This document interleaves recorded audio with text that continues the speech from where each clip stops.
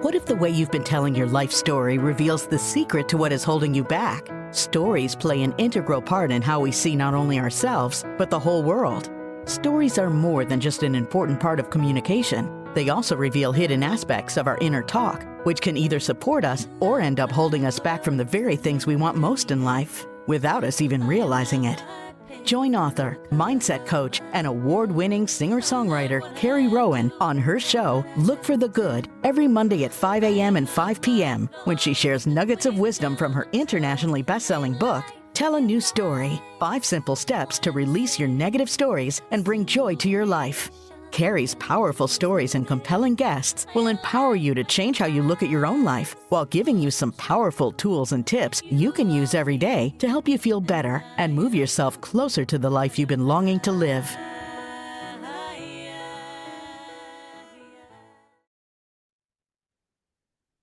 Hello, everybody, and welcome to Look for the Good.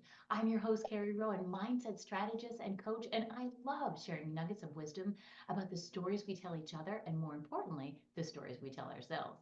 And you can join me and my special guests as we share our personal stories of strength and triumph every week on Dream Vision 7 Radio Network. You can listen online on your mobile device, in your car, or ask Alexa to play Dream Vision 7 Radio. And you can tune in every Monday at 5 a.m. and 5 p.m. Eastern Time to get real stories and tips on how to turn your story and your life around and evolve with us as we unite humankind with universal love. Hello, everybody, and welcome. Super excited to be here with you today. And as always, we're going to be talking about our stories today. And I can't wait to introduce you to Ginger, who's waiting in the wings. Her story is incredible. It's going to blow you away, and the work that she's done as a result of that.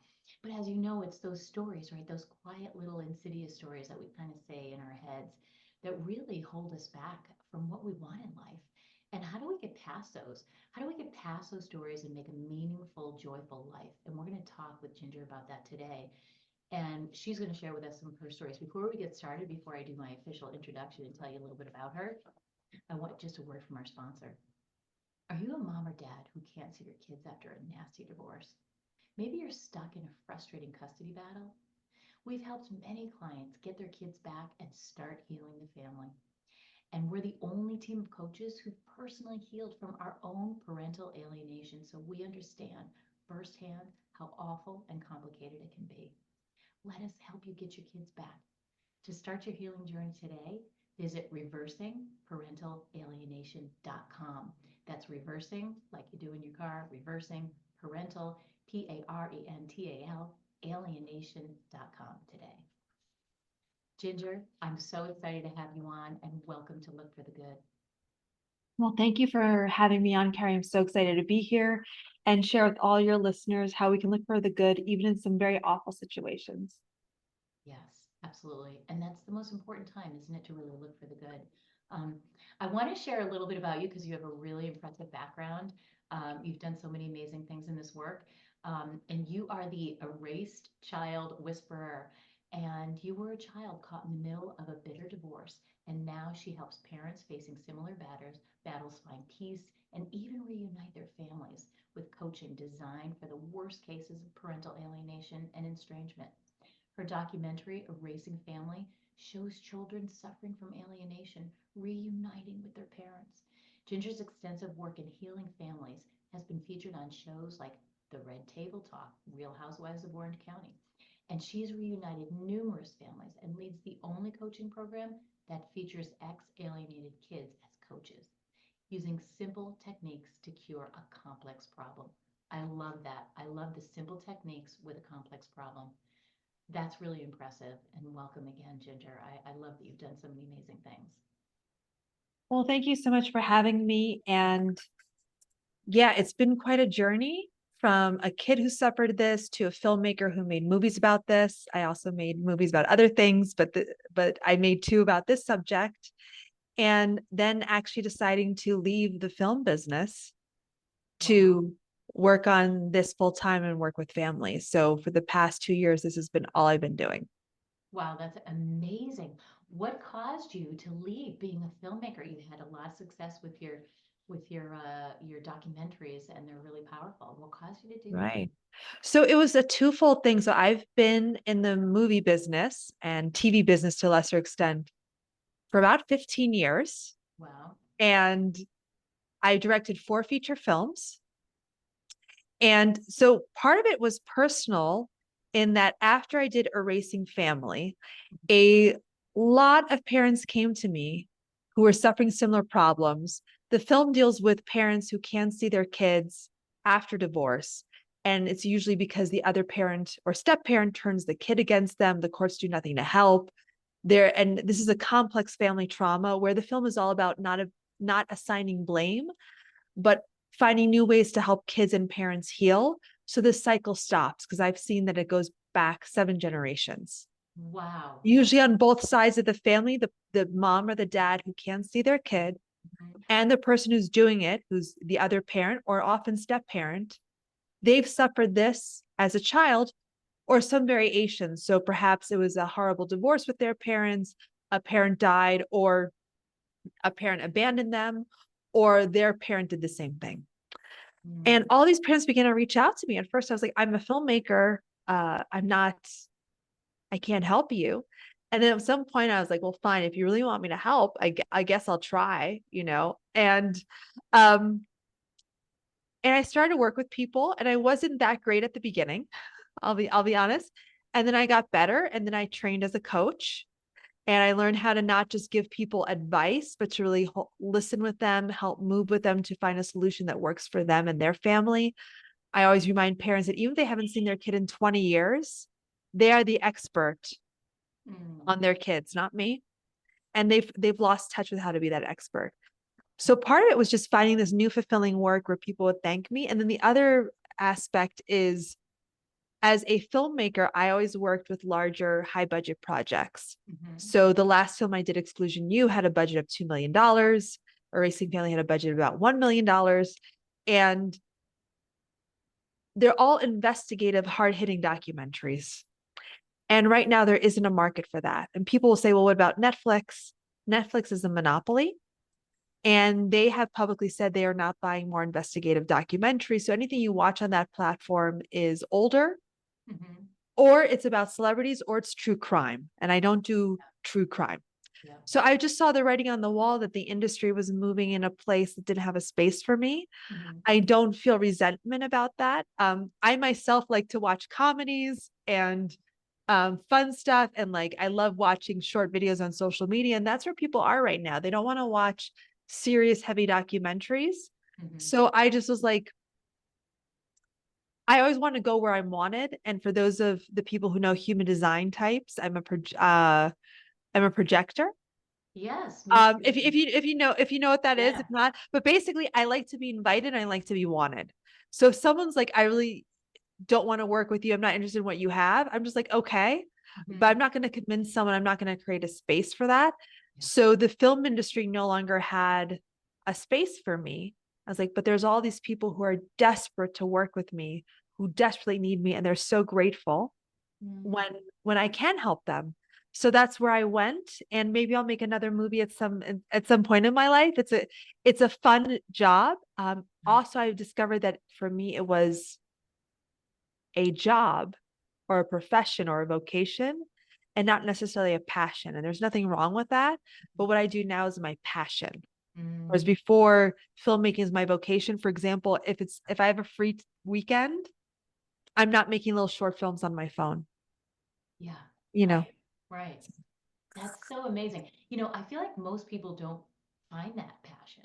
We do. We get stuck in the vocation. We get stuck in what's bringing us paying our bills because we have to. But there's a certain point in time where, I think it's the marriage of those two things, right? If you can find what that passion is, and like you said, you're giving back, you're helping others, and to feel others' gratitude and appreciation, you're making a huge world of difference for kids and their families. And that's why I think it's so beautiful and moving.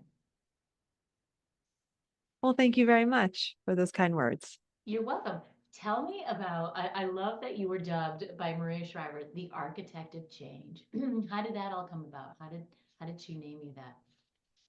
So Maria Shriver named me the architect of change for my work reuniting families. Mhm. So in addition to the film, it was actually educating people about parental alienation, which I can, just for the people who may not be familiar with the term, and it's a term that has a history of some controversy. But we all know a mom or a dad who is involved in their kids' lives. They get divorced. They don't have to get divorced. They maybe are separated, but that's usually what happens. And then all of a sudden they stop seeing their kids and they want to see their kids and they can't. They go to pick them up. They're not allowed. The courts don't seem to help. The kids might say, I don't want to see you. So we all know a case like that. And there are Absolutely. various degrees, but it's basically when a child is prevented from having a loving relationship with a loving parent. Now, that prevention can be if you talk to your mom or talk to your dad, you're punished. It could be if you stay at my house, we'll have more fun. So for little kids, it might be, oh, you can't, you can see dad, but I scheduled that we're going to Disney World or to the park. Mhm. For teenagers, it can be, well, if you stay at my house, there's no curfew. You can do drugs. Ooh. You can have people over. You don't have to go to school if you stay at my house. I won't make you to go to school like your mom. That's lame, right? She gets you up. And these are all cases that I've dealt with. So I've dealt with an upper middle class family where the dad let the daughter do meth. She became addicted to meth because that was the way to get her to not see her mom. The mom's a psychologist. The dad lives in a mansion. This is not the family you think the daughter would be a meth head at 15. Um, or recently I was working with a mom. Also, she has a PhD and the dad's a pastor. And she would always, maybe not the best move, but she would make her kids go to school and they would be unhappy about it. And then she found out when they were at dad's house, he didn't make them go to school. So the kids prefer dad because mom's lame making me to go to school. Then some more subtle ways can be, oh, you're going to go see dad. I'm going to be so alone without you. I'm going to miss you. Or do you feel safe over there? It's okay if you don't feel safe. You tell me if anything goes wrong. You call me right away because it's not a safe place for you to see them. Mm. It could also be gestures, saying they're not really your parent. So these are all things that can happen to make a child. So it could be the child wants to see the other parent Yeah. and is punished or prevented. Hmm. Two, they are being manipulated to not want to see that parent. But the end result is that the relationship is damaged Yes. and the child learns that it's okay to erase and replace. Ooh, that is so tricky because those are such subtle little ways that, only you would know by digging into that and Yeah. what's really happening, right? And to find out from the kids. So tell us your story. How did you get involved in this? You told us a little bit about that.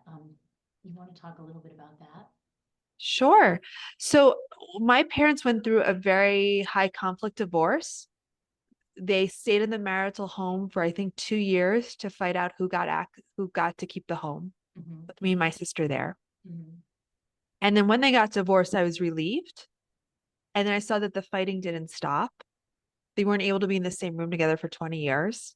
They both tried to turn me against the other parent, would always badmouth the other parent in front of me and my sister. I eventually became more loyal to my mom. And when I started to make films about this, I also didn't think I was making a film about me, which is going to sound very strange. I thought I was making a film about all the good dads who want to see their kids, not my dad. Hmm. Very So interesting. that's how I got into this work. And before that, I did documentaries on other subjects. I lived in Argentina for 13 years, which is a way for me to get away from my family. Little Um, escapism to Argentina. yeah, Um, that's really cool. I love that you shared that with us. Thank you. Um, I know what you mean. You said you didn't really write it for yourself, but really, I'm sure it was a very healing, cathartic experience for you to make that film because it really was about your experience. I mean, that was the root of it all, right? I mean, I know I've written mhm, songs like that where I thought I was writing this song for this charity about kids and how it can be hard and some things that we stumble with our kids. But really, when I peeled back the layer, I was writing about my own story. It was my own story mhm, of my Right. stuff that had happened with my kids. So I think that really happens with us artists a lot of times. We're really Hmm. reflecting back, and as projectors, I think there's always a piece of that in there. There's always our Yeah. heart that is in whatever it is that we're creating. So Right. I love that. That must have been a very emotional experience and healing experience for you creating those films. It was. And so, the first film I made called Erasing Dad, which I made in Argentina, I think I had spent 3 years on it before I realized it was about me and my dad. So kids can also be very set in their narrative. And I think this is important for parents to understand that for the kids, they are living something that in their minds is normal. The parent is like, this is abnormal. I can't see my kid. But the kid is just like, well, dad doesn't want to see me. Mom can't see me. She's not well. I've been abandoned. They have a new family. So, and then also parents who are suffering from this can make a lot of mistakes, which make it worse too. Absolutely. And it's a belief, right? It gets embedded. They start believing it.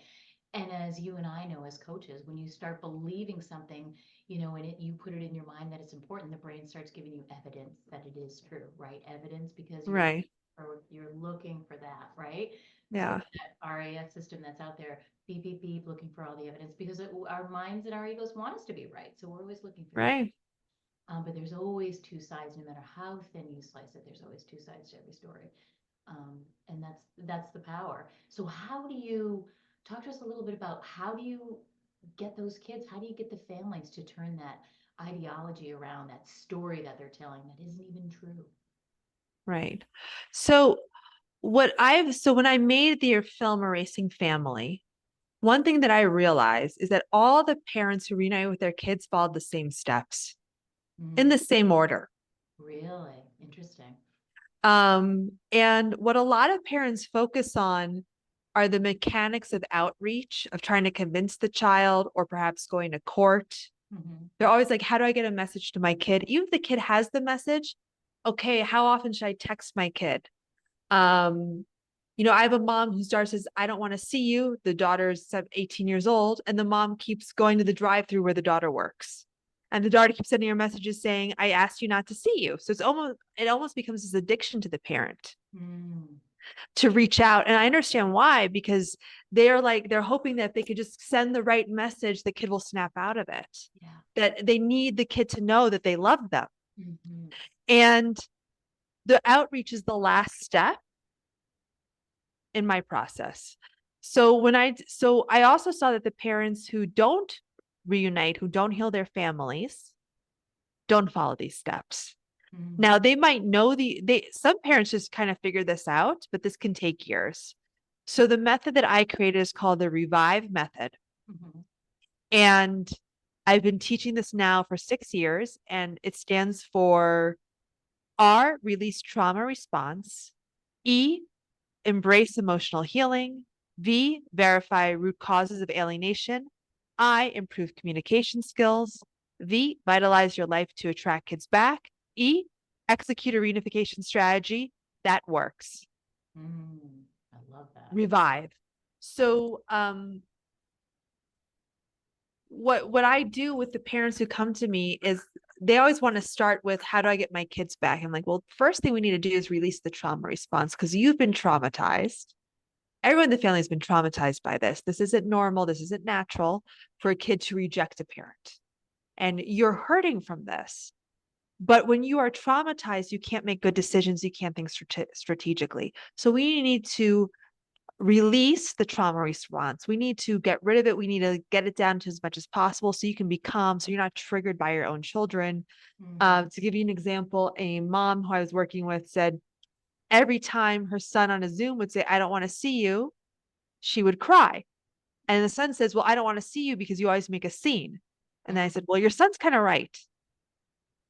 Now I understand why you're crying when your son says that. That's horrible, but you're not giving him any evidence to the contrary because you're so triggered by this. Yeah. So then after we release that, we go to embrace emotional healing. This is when we begin to let go of pain and hurt. We begin to change our story. We learn new coping mechanisms.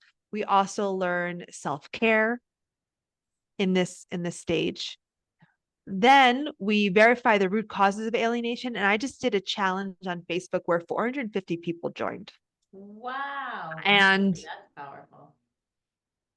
it was a week-long challenge, and everybody loved this step the most, which kind of surprised me. Really? Verify the root causes of alienation. When I ask people, what's your favorite step?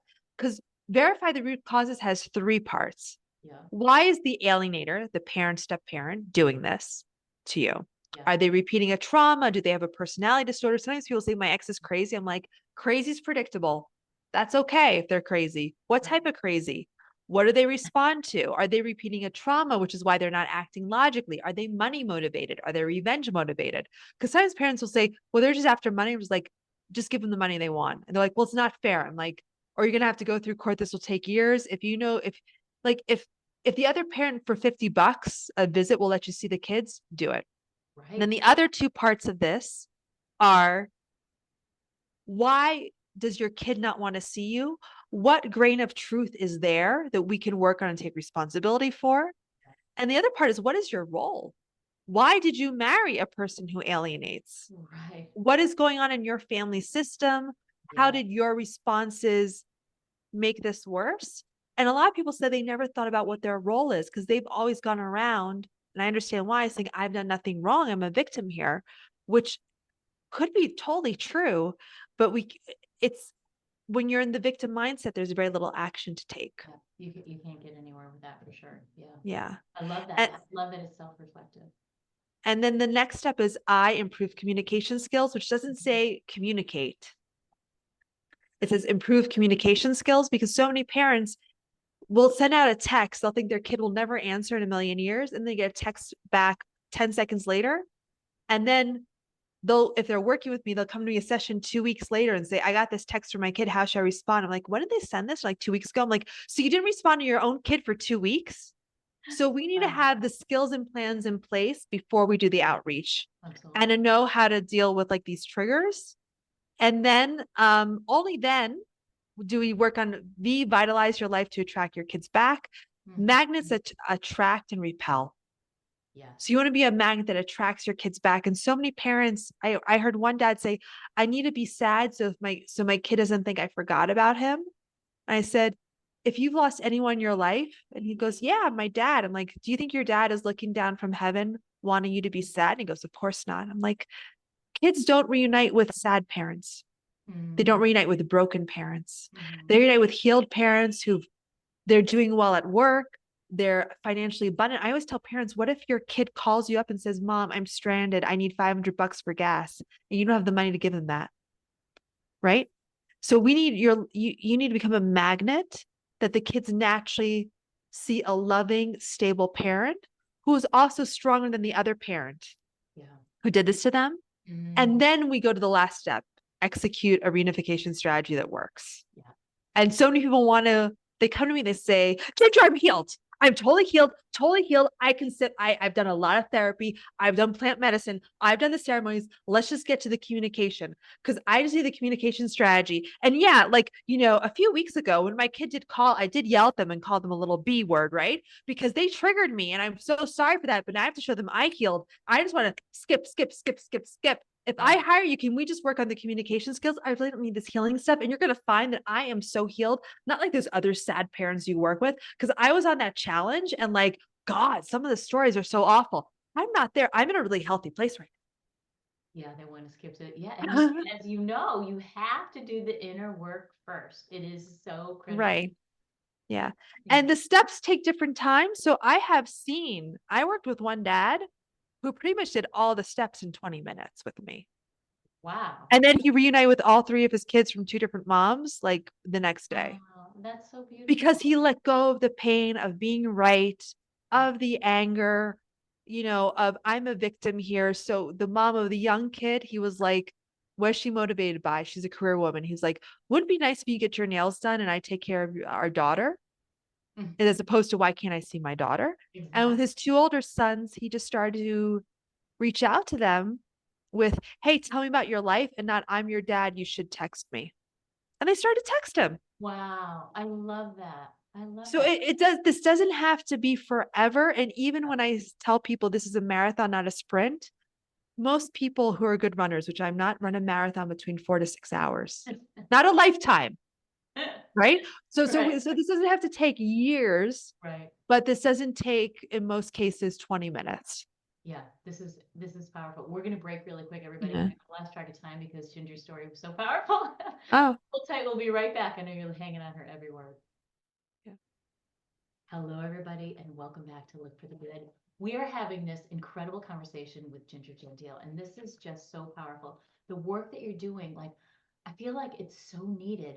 People know, like you mentioned, we know somebody who's been through this. I could name two, three families that I know. So Right. talk about why is this so prevalent? How many people Yeah. and kids does this affect? So in the Erasing Family documentary, which people can watch for free on YouTube, Often. we have an interview with a researcher who used polling data. Mhm. So not data from courts, because some people never go to court with this, or their kids might be older. Sure. So we can't rely on court records, or the court record says everything's okay. And then 3 years later, the kid's alienated. 22 million parents in the United States alone suffer from parental alienation. Wow, I'm blown away by that number.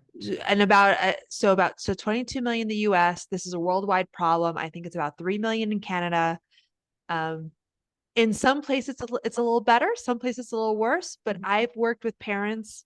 I was on a podcast yesterday with some people, mediators from Canada, like, well, this isn't a huge problem in Canada. I'm like, 25% of my clients are from Canada. Seriously? So, and yeah, so Wow. I have clients from the UK, Sweden, Norway, Bahrain, Brazil. Those are just the ones I can think of. And also that list is just also reflective of the people who can speak English. I could do this in Spanish too. I'm fluent in Spanish, and Wow. who also can afford this. Yes. So, and who are in my, so the list of the places I've worked with is not a list of where's worse. Hmm. And also, and this is going to surprise a lot of people, because most custody in the United States and Western countries is awarded to mothers. Hmm. Yeah. 65% of my followers and the people who work with me are moms, Wow. which I'm also not saying is reflective of the statistic. Right. Um, and moms feel a lot of shame around this. They'll often say, I say that. oh, I go to, like, shopping, and another mom says, oh, I saw your daughter got into Barnard. And the mom has to, is like, what do I say? I didn't know she got into Barnard, Yeah, of because course. they're blocked from social media. Yeah. So this is a huge problem. People feel a lot of shame about this. Yeah. The people who I work with, they often want to remain anonymous, Mhm. because so the fact that I'm one of the few coaches who does this, who has all these video testimonials and written testimonials, which it took a lot of trust for me to get. But even like on my own coaching platform, people will give me aliases all the time because they're just so afraid someone will find out about this or they'll be used against them. So there's a lot of fear, there's a lot of shame, and also people tend to say, well, what did you do? You must have done something wrong. And I really release blame, because for me, there's a spectrum of parents who the kids have reacted to what the parent did or didn't do, and then where it's totally invented and made up. And there's a whole spectrum in between. Absolutely. Absolutely. And how do you help them?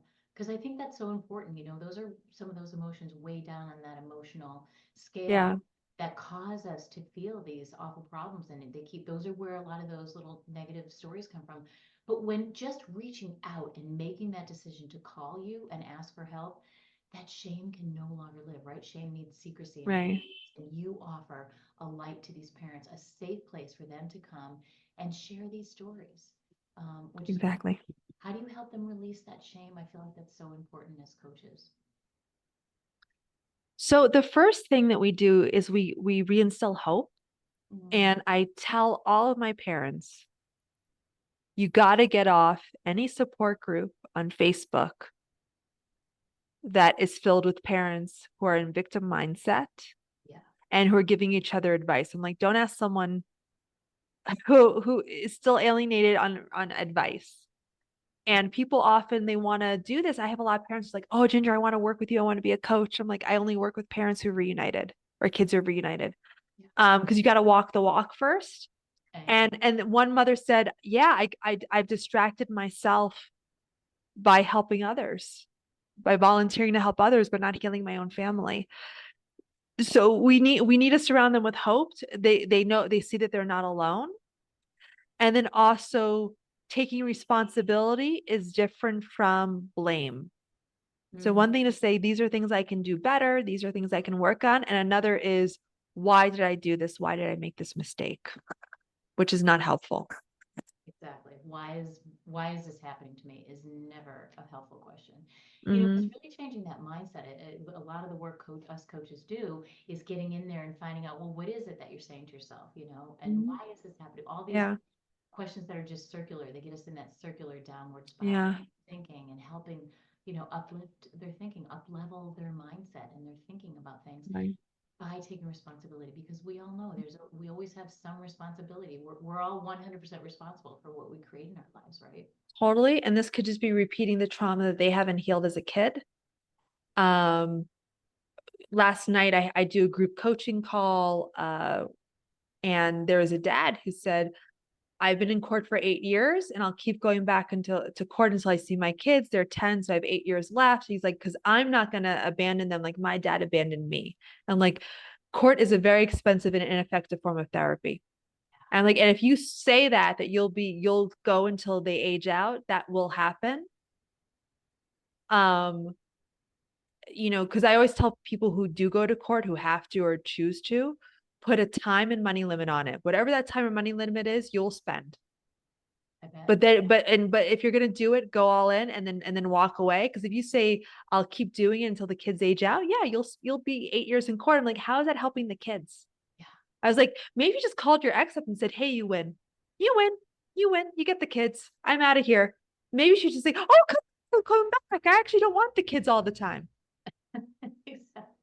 It's the fight. I think they get It's a invested. fight. It's Yeah, a fight. They get so invested and angry, and all those other emotions are coming up, and they blind us from the truth. They blind us of what totally. we really It want. totally blinds us from the truth. And for a lot of parents also, it's realizing they can have an energetic relationship with their kids, so they can send them love, they can make their favorite food, they can write letters to them that they don't send. And this also develops this magnet attraction back to the kids. And they can also, I had a mom was like, I'm going to start going to the gym for my daughter because she once said that she thought I was out of shape, so I'm going to get in shape for her. Wow, I love that. Yeah, I love the energetic piece of it, Mhm. because especially when kids are in those tumultuous years, when they're teenagers, it's like Yeah. they're going through their own brain complete restructuring, right? And it's like, Mhm. and now this is happening. It's throwing up all these things, and you can have a better relationship with them if you're creating in your mind first, right? You're thinking of them, you're visualizing all the amazing things they're going to do in their life and putting all that positive energy out towards them. Yeah, That they feel totally. for sure. I love what you're doing to create a better world. You're really, um, I mean, if you think about all the kids, because then those kids, if they're unhealed, they grow up to be the adults to repeat the Yeah, generations that you mentioned before. totally. So this is definitely a cycle that the parents have to choose to be the one who ends the cycle. Mm, Every once in a while, I'll get someone who claims that this does not exist in their family. But that's, 1 out of 100. They'll really just insist with me. mhm. This, I don't know, my family were, um, but I think what's really important here for the parents is that when they get into this shame spiral, it just repels the kids. And I say self-care in this case Mhm. is not a luxury, it's a necessity. If you don't take care of yourself, your kids will not reunite with you. And I work with a daughter who's in her 60s.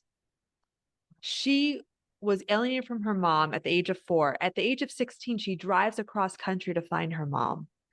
And this woman wrote books and is a public speaker on alienation. Wow. Now I'm gonna drop the crazy part. Okay. She doesn't have a relationship with her mom. I asked her why, and she said, "Because when I met her, I saw a woman so broken and so sad, I couldn't have a relationship with her. So to this day, she lets her dad think that she's still alienated from her mom. She does everything under a pseudonym. Whoa. So this was a girl who looked for her mom, which is what all the parents want. Why doesn't my kid look for me? And she was too broken. So if you're broken, your kids will not reunite with you. They don't want to reunite with martyrs. They don't want to learn about the past. So many kids I've worked with, their dad or mom will say, "Do you want to know what happened?" And the kid will say, "No, no interest." Wow. And I always say, if you're asked a question, answer it. Mhm. If it's necessary, answer it. Of course, we're not about hiding, but don't offer the information so you feel better, Right. you Right. know? Yeah, that's so interesting. Um, it's so interesting too that you're talking about an adult child that was alienated.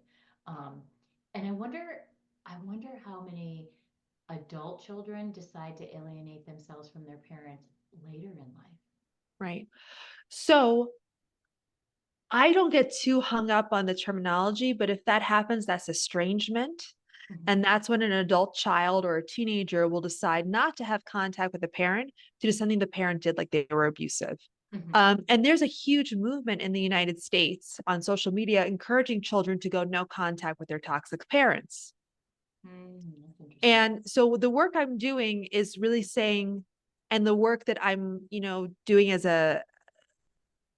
I'm trained to be a therapist right now in family constellation therapy. That's for a whole nother podcast. I But love basically, that. but basically, we cannot heal our family trauma unless we accept our family of origin for who they are.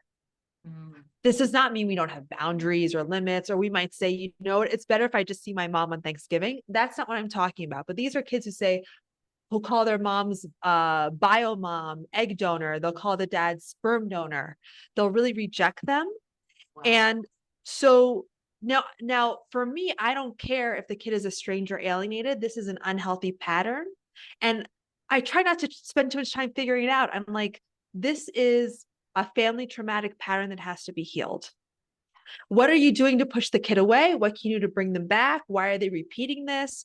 And so pure stranger would be the kid just comes up with this on their own, maybe with their therapist. Alienation is someone tells them or manipulates them to do this. But in most cases, there's a mix. Also, for some kids, they just might be, this is such a mess. If I just saw mom, my life would be easier. And in a racing family, we have a kid who just said, I realized that my life would be so much easier if I just stopped seeing my mom. He Wow. never accuses the mom of anything. That's so No one accused the mom of anything. And I asked everyone, like, what did the mom do that was so awful that everyone cut her off and the stepmom adopted the boy? Everyone said, oh, nothing. that is so interesting. We're gonna Isn't break it just cleaner it's like if she's not there? right? Yeah. Wow. Okay, we're gonna break really quick. We'll be right back as we're hanging on Ginger's report. Don't go anywhere. Sure. Are you a mom or dad who can't see your kids after a nasty divorce? Maybe you're stuck in a frustrating custody battle. We've helped many clients get their kids back and start healing the family. And we're the only team of coaches who've personally healed from our own parental alienation. So we understand firsthand how awful and complicated it can be. Let's help you get your kids back. To start your healing journey, visit reversingparentalalienation.com. Reversing, like you do in your car, parental, parental, alienation, alientation.com today. Hello, everybody. Welcome back. Super excited to be here. If you didn't catch that link on the sponsor, no worries. Just go to my show notes and we'll have everything for you there. We're back with Ginger. We're hanging on your every word. You are so interesting. You are a wealth of information on this topic, and I love that you are healing families around the world. Thank you. So thank you for that.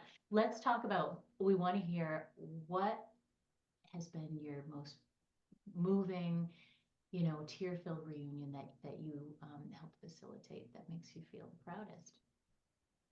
Yeah, that's a great question. And I want to let people know, to clarify what I do, I work with one parent. So what people think I do is I work with the kids, I work with the parents, I get the ex. And any really good coach or therapist will say if the kids need therapy, it's really the parents who need therapy. I say this to someone, I started therapy when I was 6, but parents all be like, get the kid in therapy. I'm like, well, what's going on in the house? So I work with the one parent who wants to change the dynamic. Now, if they want to bring someone else on the call, they can, but I don't go out and convince the kid. I work with them to change how they show up so the kid changes differently. And if it's a younger child, to get the alienation to decrease or to stop. Everyone, when they start working with me, says this is impossible. Everyone thinks that I cannot deliver on that promise. Wow. And I want to make it very clear, I work with the worst cases. Some people don't finish with me. Some people haven't reunited yet. Some people reunite after they work with me. So I have a good success rate, but there's no guarantees because we're dealing with other people. If this has been going on for 20 years, it might take a year or two to change. So I worked with a dad in New York City who had a restraining order against his 12-year-old daughter, put there by the mom. Unjustified, but he realized he couldn't win at court, and the mom wanted to put the daughter on the stand. So he was like, I'll take whatever the order is. The judge was like, are you sure? He's like, I'm not putting my daughter on the stand because it's so traumatic. So true. Yeah. So he has a 1-year restraining order. He calls me up and goes, the restraining order is about to expire. I want to go back to court to fight to see my daughter. I've been saving up money. I'm like, okay, we know that courts aren't the best. Let's work on a non-court solution for a few months. And then you can always go back to court and spend 30, 40, 50,000 if you want. It's like, okay, I'm all in. Right. So the restraining order expires. He starts to text the mom differently. Now, a little bit about the mom. The mom is a New York City police officer. Whoa. And she has tried to run him and his girlfriend off the road multiple times. He's called the police on her, and the police are like, we're not arresting a cop. Whoa. Whoa. So when you say I have a crazy ex, I'm like, we can agree this is crazy land.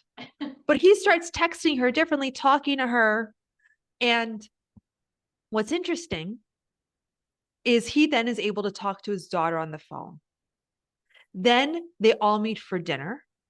And then he begins to see his daughter on a regular basis. But we changed that. So we made it so he wouldn't be triggered if she gets angry. At one point, he's even like, they want to talk to me on the phone all day long. How do I get off the phone?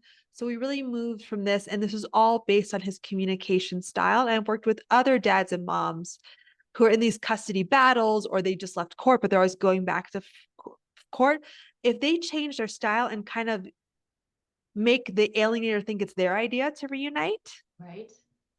and not challenge them, we can have big results. And then the other big one that I saw was I worked with a mom and she has 4 adult children. And after a few sessions, she reunited with all of her 4 children.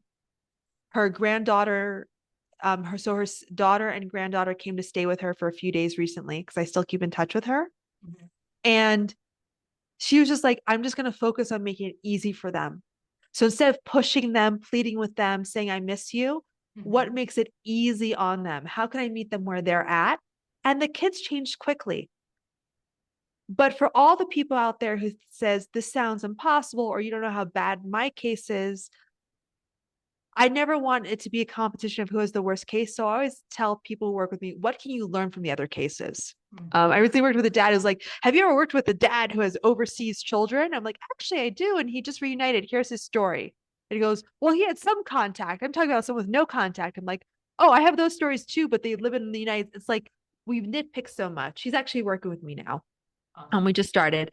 But for parents who say, well, I tried this stuff and it doesn't work, it has to be consistent, done over time, and always following the steps and the way you should communicate. And when people go off script even once, that can cause a huge year or 2-year long delay.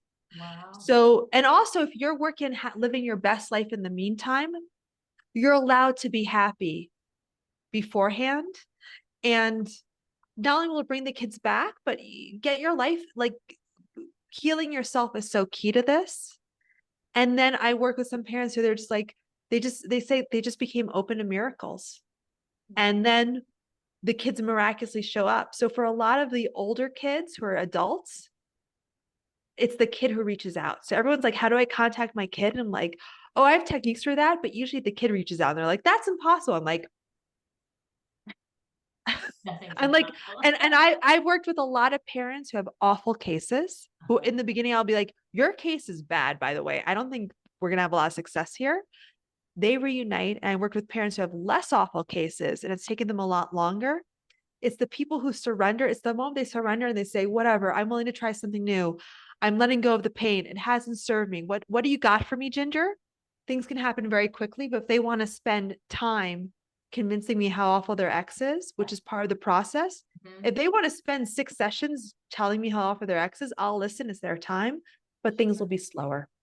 It's that So resistance, right? yeah, It's putting up, it's pushing against what is, like you said in the beginning, is right. accepting. It's accepting, okay, this is what's going on. Do I like it? No. Do I deserve it? No. But I am going to own what my part is. It's like, Exactly. right? It's like stepping up and saying, I'm going to own, somehow I'm part of this because there's always two sides to a story. I love It's that. so true. So this is what I've learned of directing the documentary Erasing Family, which everyone can watch for free on YouTube, and also as a coach at Reversing Parental Alienation, which I created. And we're the only company I know of that everybody who coaches with me is either a kid who went through it and reunited or a parent who went through it. So if a parent hasn't reunited yet, they can do my programs, but I don't hire them as a coach. I'm very specific with who I work with and I oversee everything. And we try to make it simple, even fun. And a lot of parents will be like, oh, now I see this as a game that I can play to win my kids back as opposed to a horrible suffering trail of tears. And in the meantime, they're healing themselves. They're becoming better Yes. people. Yes, the end goal is to make that reunion, but you have to do the inner work first. We all, as coaches, we get that. We had to do our own inner work to become a coach, Yeah. right? So Right. we Totally. go through all that, all those steps and all those processes. If you were to give the listeners, who I know they're loving this conversation, is so incredible, if you were to give them a tip, like I feel in my mind, the whole divorce rate and all the things that happen in the world nowadays, if there was one little tip you could give people to even be more proactive before they even get to this step, what would you say that is? Talk and ask. So Mm, many people never ask their kids what they need. They never mm, ask their partner what they need and they guess. And I'm always like, just ask your kid what he needs right now from you I love that. and then do it if you want to. But people spend all this time trying to guess what the other person wants. And when you're dating or when you're thinking about having kids, talk a lot about what it would look like if it doesn't work out. That is so, wow. I don't think I've ever heard that advice before, and I love it. I love it because we do. We think we're mind readers. We're going to try. You're always going to be wrong. My mom taught me that a long time ago. Whenever you try to think you're going to read someone's mind, you're going to be wrong every time. Yeah. So ask them. You can just say, hey, what's going on in your head? What are you thinking? What are you feeling? How can I make it better? What do you need from me? And they might say, I just need to be alone for 10 minutes. Then you walk away. I need to be distracted. Oh, I need advice. But we often jump to advice. I was just going to say that. You're reading my mind. We go to advice and I learned that from Mel Robbins actually. A long Oh, time ago, I watched something that she said, and she said, you know what? I learned the hard way. I always want to give my kid advice. They're struggling, they're suffering. I give them advice. And now I say, do you want advice or just want me to hear what you have to say? totally. That's great. And it improves your relationship. And here we are at the top of the hour. Ginger, this has been amazing. I've loved having you on the show. Thank you so much for coming on and sharing your incredible wisdom with us. Thank you so much. And tell them one more time where they can find you. And all this will be in the show notes. Sure. I think your YouTube as well. So they can find me to work with me at reversingparentalalienation.com. They can take a free mini course there. We often run Facebook challenges. And anybody who wants to work with me, I'm very systematic. So I don't give advice over email or chat. I will point you to resources. And they can find Erasing Family and me on social media at Erasing Family. So we're on YouTube, Facebook. We have about 33,000 followers. We're on Instagram at Erasing Family. And we're always publishing advice, sharing success stories. It's a very active community. Wonderful. Thank you again for coming on this show, Ginger. It's been wonderful talking with you today. And remember, everybody, if you want more insider information, go sign up for my newsletter. You can find out about when Ginger's going to drop live. You can find out everything. And remember, people, it is never too late, my beautiful listeners, to live your best story. Be well.